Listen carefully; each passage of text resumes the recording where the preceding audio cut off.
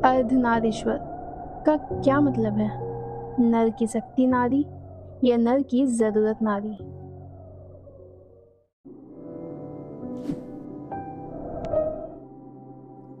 संस्कृत का एक बहुत खूबसूरत शब्द है अर्धनारीश्वर, जिसका मतलब है शिव और पार्वती का एक ही रूप में होना। आसान शब्दों में कहे तो पुरुष और स्त्री दोनों एक दूसरे के बिना अधूरे हैं और मिलकर ही जीवन को पूरा बनाते हैं। लेकिन क्या आज भी इसका मतलब वही है?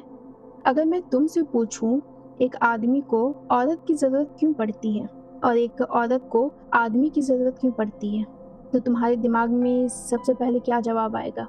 प्यार, साथ, जरूरत या कुछ और? सोचो और कमेंट में बताओ तुम्हें पार्टनर की जरूरत क्यों है।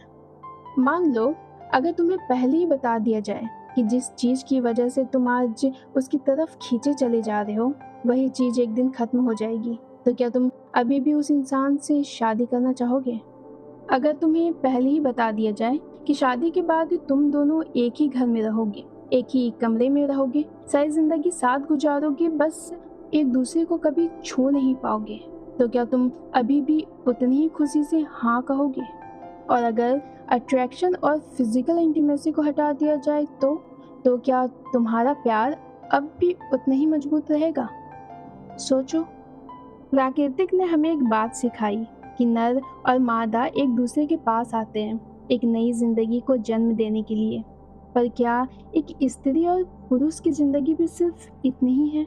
एक दूसरे से मिलना, एक दूसरे को छूना, बच्चे पैदा करना और फिर उन्हें भी अपनी जैसा बना देना, बस स्त्री और पुरुष का मिलना क्या सिर्फ इतना ही है? सोचो। सच थोड़ा कड़वा है, पर यही सच है। स्त्री पुरुष को देखकर और पुरुष स्त्री को देखकर आकर्षित होता है, जो प्रकृति की ही देन है। और शायद इसीलिए शादी भी बनी, ताकि इंसान इज्जत से और एक ही इंसान के साथ अपनी ज़रूरत को पूरा कर सके। बस लोग इसे सीधा बोलते नहीं हैं। लेकिन क्या शादी सिर्फ दो लोगों की ज़रूरत का नाम है या कुछ और भी? एक बात कहूँ, हर इंसान की अपनी एक एनर्जी होती है, जिसे आज के लैंग्वेज में कंपैटिबिलिटी कहते हैं। और जब ये कंपैटिबिलिटी गलत इंसान से हो तो रिश्ता बस मजबूरी बन जाता है। मिलना, ज़रूरत, जिम्मेदारी और बच्चे, बस रिश्ते में इसके सिवा कुछ बचता ही नहीं है। पर जब हमें हमारी एनर्जी मिल जाए तो ज़रूरत से ज़्यादा साथ इम्पोर्टेंट हो जाता है, बातों से ज़्यादा खामोशी सुकून देने लगती है, और वही इंसान पूरी ज़िंदगी बन जाता है। पर उस एनर्जी से मिलने में इतना वक्त लग जाता है कि लोग इंतज़ार करना ही छोड़ देते हैं, और जो आसान हो उसी को एक्सेप्ट करके आगे बढ़ जाते हैं। तलाश करो, तुम शादी करना क्यों चाहते हो? अकेलेपन से बचने के लिए, समाज के लिए, शरीर की ज़रूरत पूरी करने के लिए, या सच में उस एक इंसान के साथ बूढ़ा होने के लिए? ज़िंदगी में एक बात याद रखना, स्त्री और पुरुष के बीच की ज़रूरत सोचने या प्लान करने से नहीं होता, वो तो बस पास आने से खुद ही हो जाता है। इसलिए सिर्फ ये वजह शादी को जस्टिफाई नहीं करती।